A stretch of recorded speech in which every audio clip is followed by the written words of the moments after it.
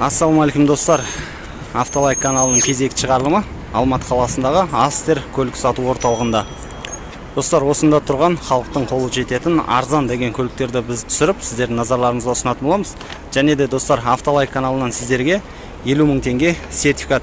Егер осы Астер авто көлік сату орталығынан автокөлік алатын болсаңыздар, осындай 50 000 теңге сертификатты сіздердің қолдарыңызға ұсынатын боламыз достар. Ол үшін не істеу керек? Біздің осы Астер авто көлік сату орталығына түсірген видеоның астына ең соңғы болып комментария қалдырған кісіге осы 50 000 теңге сертификатты ұсынатын боламыз. Бұл сертификатты ақшалай емес, сертификат ұсынамыз. Астер авто көлік сату орталығына келіп, бір көлік алсаңыз, содан сізге 50 000 теңге жеңілдік жасап беретін болады достар. Достар, біздің инстаграмға тіркеліп, видео соңына лайк басып, пікір қалдырып кетулеріңізді сұранамыз достар. Достар, мен сатылымда Лада Гранта тұр. Серебристый. Алдыңғы радиатор торлары сәл күнге күйген. Қыстық баллондарда. 2015 жылғы механикалық қораппен көлемі 1.6, 209 000 километр жүріп өткен жолы 2 290 000 теңге дейді. Егер кімде-кімге қызық болса, телефон нөмірге хабарласып, менеджермен байланысқа түсіп көре аласыздар.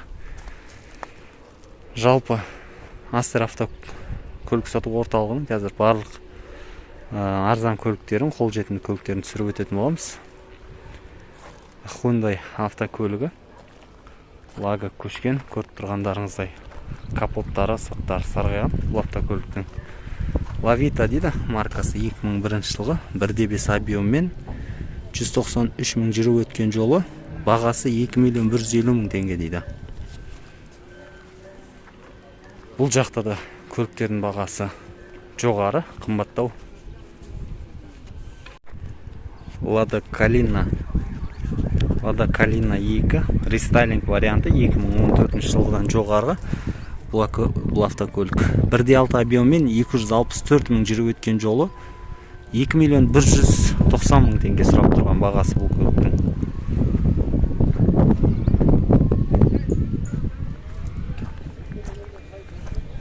Қара түсті, полный боялған көлік. Арзан көліктер қатарында Шкода Octavia автокөлігі тұр. 2008 жылғы 1.6 объеммен 2 50 000 теңге сұрап тұрған бағасы. Механикалық қораппен 251 000 жүріп өткен жолы бұл көліктің. Жалпы бұл жерде де аса бет мақтап айтатындай көліктер көбінесе келіп тұра бермейді.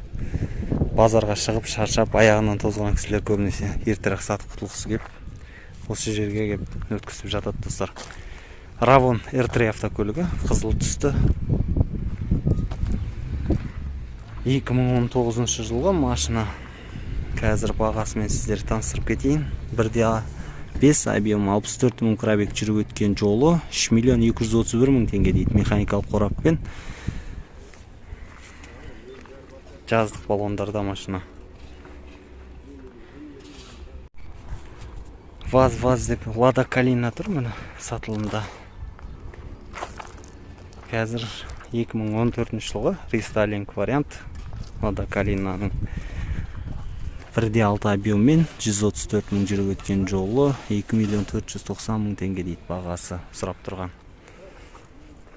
Алдыңғы қара түсті Kalinaға қарағанда жағдайы дұрыстау. Мына Kalinaның краскіленген жерлері бар. Тамповой еткен, дополнительный порогтары краскіленген. Онша шығарамаған. Жаздық баллондарда Continental. ВАЗ 2114 13-тік штамп дискілерде. Так, 2013 жылғы көрік. 1.6 128 000 пробег жүріп өткен жолы 2 190 000 дейді. Механикалық қорапта. По кузову ешқандай косяк жоқ машинада. Бәрі роднегі көрініп тұр қазір. Баллондар жаздық баллон. Ешқандай краска ұшқан, шпаклевка. Енді біздің көзіміз талшина беремес, бірақ сонда заводской беркілердің бәрі орында тұр. Алды арты мынау сәл айныған. Бұл кей жағдайда соққа алмай-ақ багажда ашып жүргеннен айнып кетіп жатады 14-терден. Сыртқы жағдайы жақсы машинаның, бірақ бағасы қымбат. Менің ойымша 1,7, 1,6 базарда сатылып жатқан бағалар 14-тердің.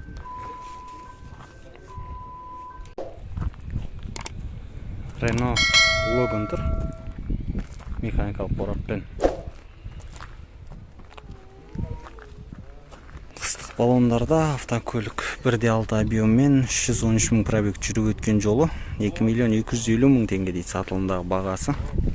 Бұл Астер автокөлік орталығындағы бағалар.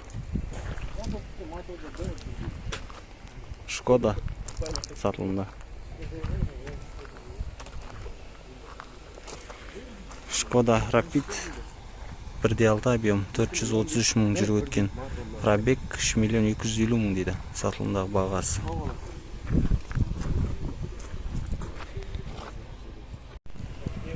Алматыда қыз-келіншектер көп мінетін автокөліктердің бірі Nissan Almera сатылымда. Комплектация классик 2012 1,6 289 мың жүріп өткен жолы.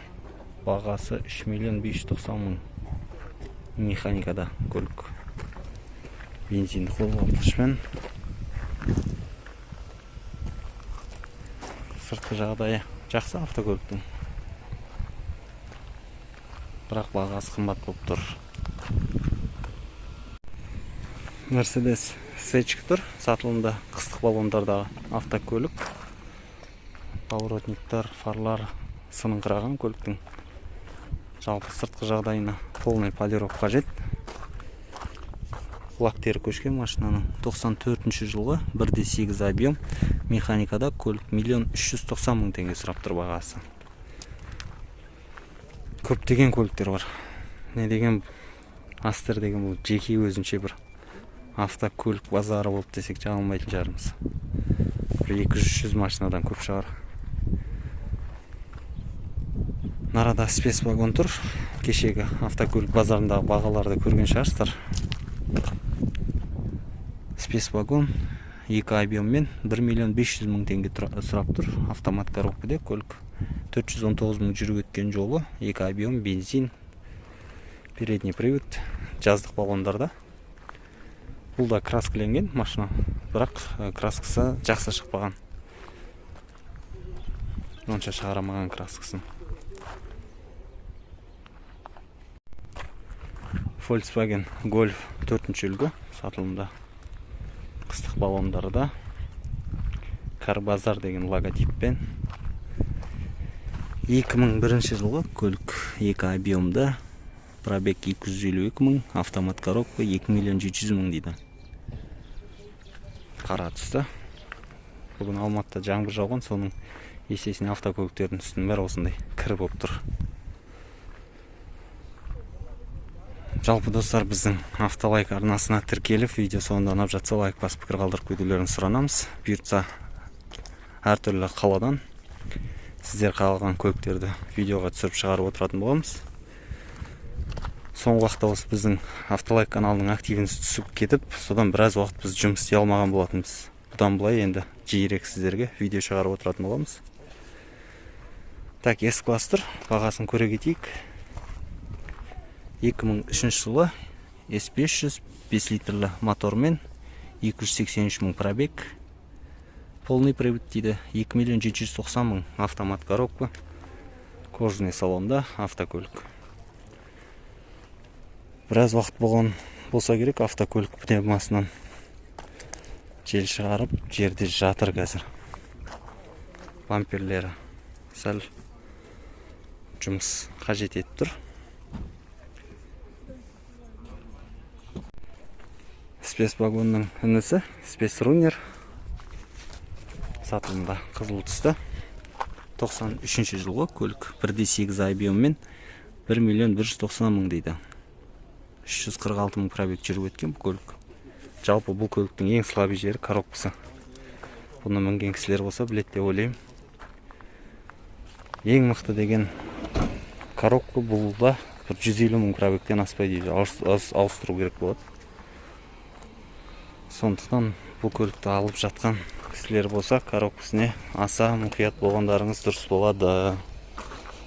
Коррозия түскен көліктен жаздық баллондарда паркоппен.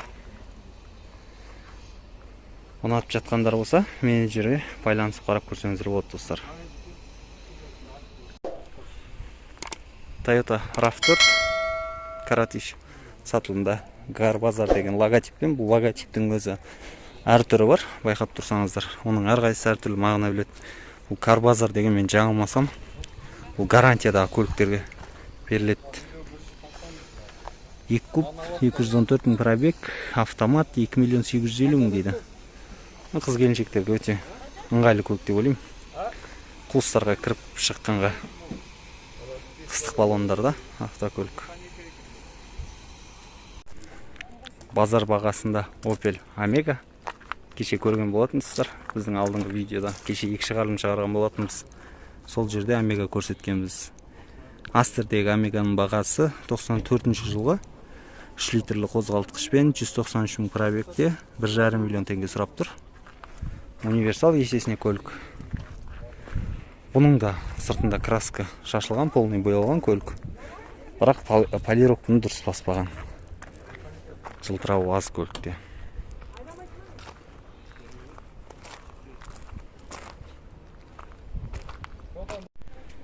Lada Granta хэтчбек.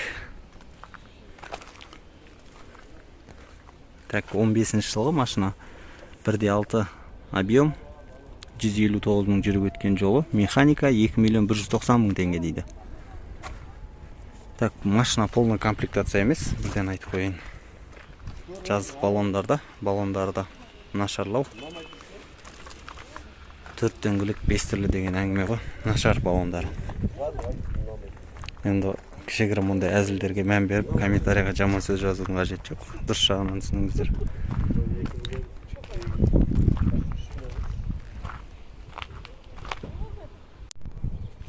Nissan маркалы мынандай кішкентай автокөлік тұр. Бұл автокөліктің аты микро болу керек, микро 1,2 объеммен 250 мың пробег, 550 мың теңге дейді, автомат коробкада.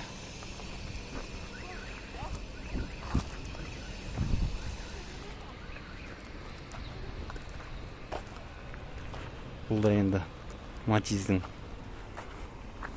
бір атасы ғой. Матиз деп жүрген кісілер болса, Матиз тұр Астерден. Қыстық баллондар алды, арты жаздық баллонда көк түсті. Қазір бағасын қарап көріп өтейік. Базар бағасынан қымбат па.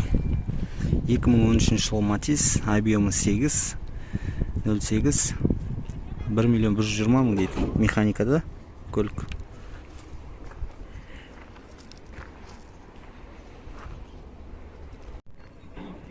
Toyota Avensis тұр, достар, жанында. Бізде Шымкентте шығарылымдарда көп сұраған еді осы көліктерді. Avensis болса түсірсеңіз деп. Avensis седан варианты тұр. Көлік қыстық баллондарда. Арқасы тақырбас, газ көрсетеміз сіздерге. 99 жылғы 1,8 объем. 398 мың пробег жүріп өткен, 2 миллион 490 мың механикада көлік. Қараңыздаршы баллон. Прям тақырба.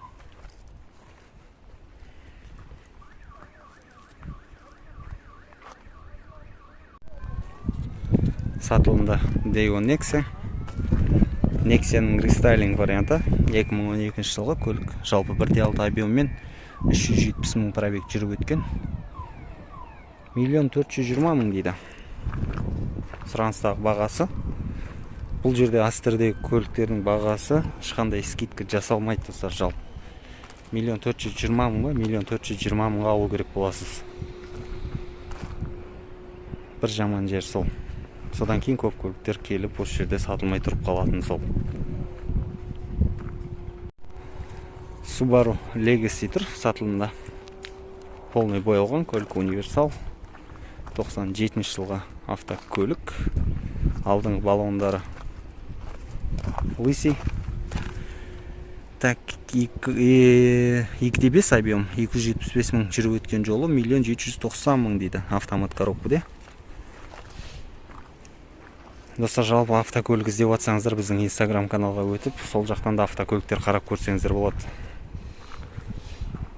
124 Mercedes тұрғасында сәйкесінше қыстық баллондарда полный автокөлік.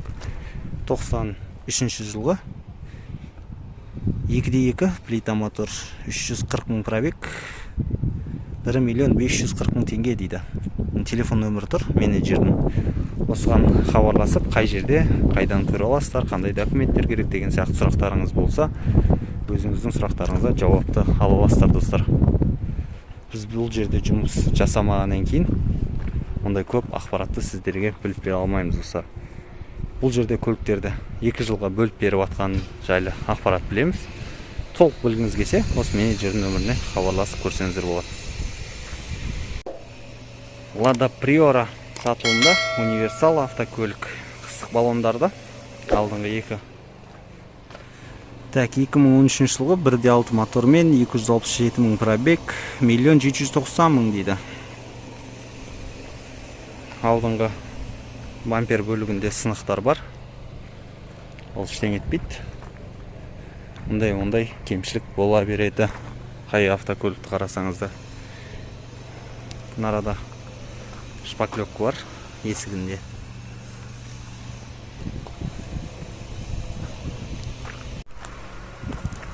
Кеше шығарылымда біздің пікір алаңында бір жігіттер Priora сұрап жатыр еді. Lada Priora мін сатылымда ақ түсті.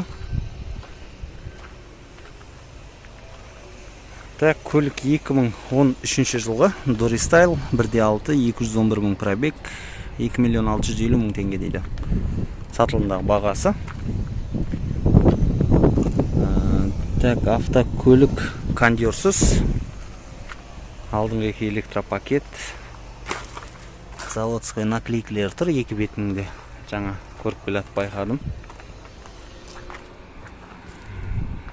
Жалпы сыртқы жағдай жаман емес көліктің. Міне байқасаңыздар да, осы заводской наклейка жабысады, осы краскіленгенсе осын қоя алмайды. Кішкентай тампабайт еткен жерлері бар краскымен. Ол ВАЗ автокөлігінің кез келген маркасының ауруы деп айтсақ жаңылмаймыз. Тез осындай шіріктер түседі грибоктар машинаға. Lada Kalina сатылымда. Айып етпеңіздер, ВАЗ автокөлігін неге көп түсіріп кеттім деп. 2011 жылғы 1.6 объеммен 394 000 пробег, 1 990 000 дейді. Кешегі шығарылымда бізден көп кісілер сұрап жатыр осы Lada автокөлігін осы түсірсеңіз деп.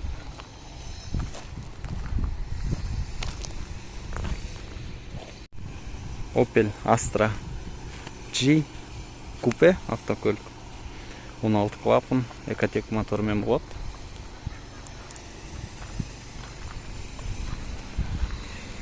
Так, 1.6, 16 клапан, 248 000 пробегпен, 2013 жылғы автомат коробка, 2 190 000 теңге сұрап тұрған бағасы. Достар, сіздер де өздеріңіздің көргілеріңіз келген автокөлікті комментарияға көптеп қалдырсаңыздар, келесі жолы міндетті түрде сол көлікті көрсетуге тырысамыз, достар. Жалпы біздің Instagram каналға тіркеліп, сол жақтағы сатылып жатқан көліктерді қарап көрсеңіздер болады, достар. Chevrolet Lacetti болу керек, мынау. Devo Lacetti. 1.5 дейді. Пробег 300 000, 2 90 000 теңге сатылымдағы бағасы. Автомат коробкаде көлік. Қыстық баллондарда Карбазар деген логотиппен. Тағы да шығарылым шығатын болады, достар. Келесі видеоны міндетті түрде қарап бағалап кетулеріңіз сұранамыз. Кеше Largus автокөлігін түсірсең деп өтініп жатқан достар, жалпы Largus автокөлігі тұр сатылымда. 14 жылғы машина, механикалық қорапта 627 000 дейді. 1.6 3 390 000. 626 000 деген бұл бір екі машинаның ғұмыры ғой, былай айтқанда. Бұндай пробегке жету біраз көлікке арман десем жағылмайтын шығарым. сырты тастай көліктің. Day1 Nexia кристаллинг варианты. Жалпы ақ түсті көлік 2011 жылғы. 1.5 объеммен, бұның да пробегі 442 мың, 1 690 мың дейді.